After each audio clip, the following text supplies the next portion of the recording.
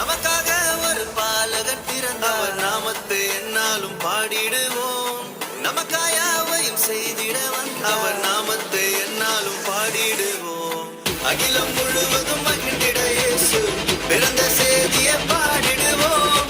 மனிதனை மீட்க நாயகனேசு பிறந்த செய்தியை சொல்லிடுவோம். அவர் பிறந்தார் இருள் நீக்கிடும் ஒளியாய், அவர்தான் இயேசு ரட்சகரே. அழகாய் இந்த பூமியில் பிறந்து நம்மை தேடி வந்தாரே. அவர் பிறந்தார்